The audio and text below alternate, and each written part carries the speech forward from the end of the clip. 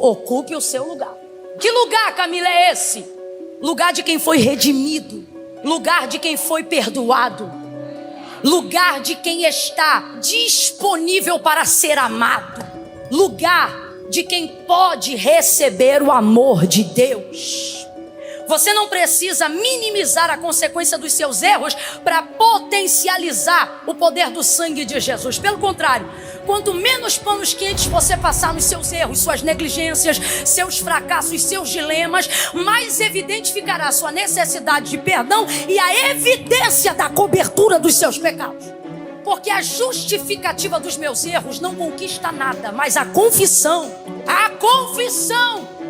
altera completamente a realidade e a circunstância ao meu redor. Aquele que confessa e deixa alcança o quê? Julgamento? Não, aquele que confessa e deixa alcança misericórdia. Vou lhe dizer que o maior problema dos últimos tempos em nosso meio não é dinheiro, nem a falta dele, nem o excesso. Porque quem tem muito tem padecido da mesma necessidade de quem não tem nada. Porque a maior crise dos últimos dias não é financeira, é emocional. Mentira ou verdade? Houve-se um tempo onde não se existia classe média, onde ou você era pobre ou você era rico. A intermediária emergente, esquece, estou falando de para mais de 30 anos atrás. E naquela época acreditava-se que suas tristezas, suas dores, seus dilemas, seus fracassos era porque você não tinha as mesmas oportunidades. E em razão disso ficava triste, chateado e tantas outras coisas ruins que levam a gente a dias maus. E aí você pensa, se não tenho, se não posso, é porque não tenho, é porque eu não tenho. E começamos a aprender a adiar a felicidade. Quando eu tiver, quando eu puder, quando eu chegar, quando eu conquistar, quando eu estiver lá, quando eu ter tanto na minha conta. Então chegou o dia em que muitos conquistaram muito mesmo não tendo nada. Não tem saúde para administrar os negócios, não tem alegria para conviver no meio da própria família que tanto pediu a Deus para ter. Não tem condições de desfrutar das casas que comprou. Tem carro, mas não tem direção. Tem cama, mas não tem sono. Tem comida, mas não tem sabor. É difícil. Ficou-se então comprovado, e não precisa ser nenhuma mente brilhante como a do Augusto Cury para chegar a uma conclusão muito óbvia dos nossos dias. Não é dinheiro que corresponde às necessidades mais intrínsecas da nossa alma. E como sabemos disso? Porque antigamente esperávamos ter para ser. E agora mesmo quando temos, muitos ainda não sabem nem mesmo quem são. Porque o segredo da vida não é descobrir quem eu sou, mas é descobrir quem Deus é. Você não se conhece à medida que busca conhecimento sobre si mesmo. Quanto mais você conhece a Deus, mais você passa a saber sobre si mesmo. Resumindo a história, dentro desse contexto, começamos a viver dentro de uma realidade que seria no mínimo ingenuidade, para não dizer ignorância. Achar que o que difere hoje entre saudáveis e não saudáveis, plenos e não plenos, são patrimônios territoriais. Acabou-se a ideia de que quando eu tiver eu serei, quando eu chegar vou ficar feliz. Acabou. Como é que a gente sabe que acabou? Porque se quem estava antes chegou lá e não soube ficar bem, e quem já estava antes de quem conquistava este lugar também viu que não tinha o suficiente para resolver, está mais do que comprovado que dinheiro não é a resposta de tudo. Se fosse, o maior índice de suicídio não estava na classe média alta. Então vamos agora chegar ao pé de igualdade do porquê Deus permite sofrimento a toda criatura em algum momento da sua vida. Porque a alegria é ótima, mas não tem o poder lapidador que só o sofrimento tem. E dentro desse processo de lapidação, existem algumas dores que nos torturam e têm um poder torturador maior do que qualquer outra. Que dores são essas? Dores do pecado que cometemos. Porque essa não é sobre não ter tido oportunidades. Essa normalmente está ligada a não ter conseguido ter força o suficiente, caráter o suficiente, nobreza o suficiente, espiritualidade o suficiente, renúncia o suficiente. Logo, quando a consequência de um pecado chega, e a consequência não é uma descoberta, a consequência é a queda no eu, é você cair em si mesmo, é você perceber que pior do que ser julgado pelo que as pessoas pensam de você, é perceber que você se tornou carcereiro de si mesmo. O poder destrutivo do pecado traz dores terríveis a todas as pessoas, mas sempre vai doer mais em quem tem mais consciência do que fez, do que é um erro, do que é um equívoco, de onde errou. Tanto é que você não precisa cometer nenhum pecado moral. Tanto é que você não precisa cometer nenhum erro tão grotesco a ponto de que todo mundo saiba, ou que seja necessário ficar evidente, que só os seus erros individuais, veja, já não estou nem mais falando de pecado, seus erros insistentes são os que mais te aborrecem. Salomão disse: quem aumenta em sabedoria também aumenta em sofrimento. E por que aumenta em sofrimento? Porque aumenta seu nível de consciência. Quanto maior sua consciência, maior a sua dor.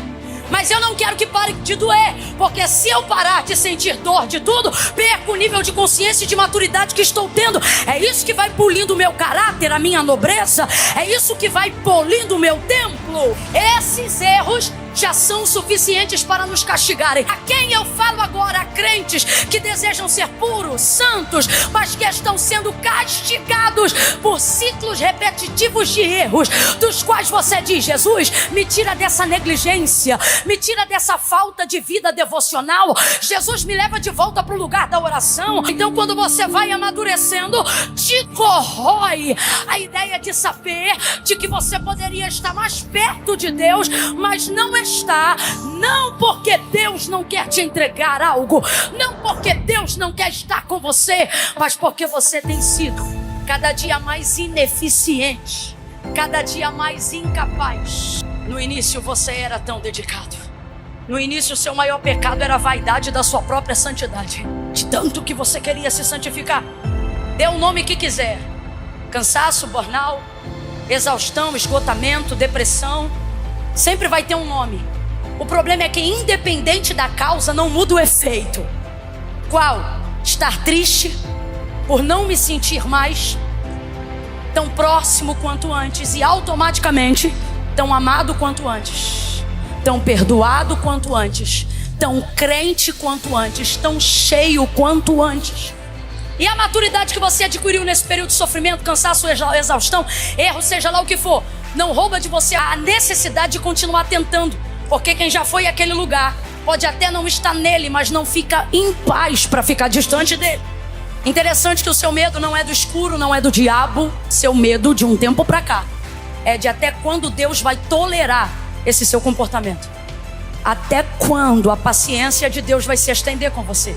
Porque a verdade é que, por ter amadurecido sua consciência, de um tempo para cá, ter se distanciado também dele, você acredita piamente que o reflexo do Deus que você sempre adorou está baseado, na verdade, na consciência que você tem agora. Como assim, Camila? Vou explicar. Você se coloca no lugar de Deus o tempo todo. Se eu fosse Deus, eu não me perdoava. Se eu fosse Deus, eu não aceitava a minha oração. Se eu fosse Deus, eu não teria tanta paciência. Aí você diz assim: mas eu sei que eu não sou Deus. Eu sei que Ele me ama de um jeito que nem eu mesmo posso me amar. Isso é o que você sabe, mas não é como você sente. E por que isso? Porque a verdade é que, por errarmos, falharmos e nos distanciarmos repetidamente, somos tendenciosos a passar a adorar a nossa consciência achando que estamos adorando a Deus. Se o Deus que você diz adorar nunca te confronta, nunca discorda de você, é bem possível que você esteja adorando uma versão idealizada de si mesmo e esteja chamando de Deus. Então, se a gente puder resumir isso aqui, o que Ele está ensinando pra gente? Que, na verdade, por nos distanciarmos e termos uma boa consciência de tudo que fizemos acerca do nosso erro, começamos, na verdade, a adorar a imagem refletida do nosso eu melhorado. E daí que é por isso que a culpa e o medo são correntes e algemas amarrando crentes na última hora. Porque a verdade é que Deus não está mais acima dos seus sentimentos. Ele não consegue ultrapassar o teto da tua consciência. Quando você ora, a tua oração bate na tua consciência. Quando você jejua, teu jejum bate na tua consciência. Por quê? Porque a verdade é que o peso dos nossos erros, falhas, dores ou pecados, e a maneira como nós castigamos e disciplinamos aquilo que nos tornamos ou aquilo que fazemos, se tornou maior do que o que a palavra de Deus diz ao nosso respeito. Israel estava virada no pecado da idolatria. Quando o profeta liberou essa palavra, quando Deus falou pela boca de seu servo: eu sei que pensamentos tenho de vós, diz o Senhor, pensamentos de paz e não de mal. No pior momento de Israel, Israel recebe uma palavra como essa. O que é que Deus está dizendo para Israel? Eu não penso de você o que você pensa de si mesmo, também não penso de você o que os outros dizem sobre ti. Eu tenho um pensamento próprio, original a seu respeito. E é por isso que o apóstolo Paulo vai concordar, e ele vai deixar muito claro que os pensamentos de Deus são muito mais altos e elevados do que o nosso. Eu declaro agora, debaixo dessa palavra, que toda adoração à própria consciência, e que tudo aquilo que estava subjugado pela sua consciência seja invertido e subvertido à autoridade do Deus eterno, do Deus que perdoa, do Deus que está acima do que você pensa de si mesmo, do Deus que tem uma voz mais alta do que a voz dos seus pais, de um Deus que tem uma voz mais alta do que a voz dos seus inimigos, de um Deus que está acima das suas dívidas, um Deus que está acima das suas dores, um Deus que é capaz de te amar mesmo quando você está vivendo o seu pior momento.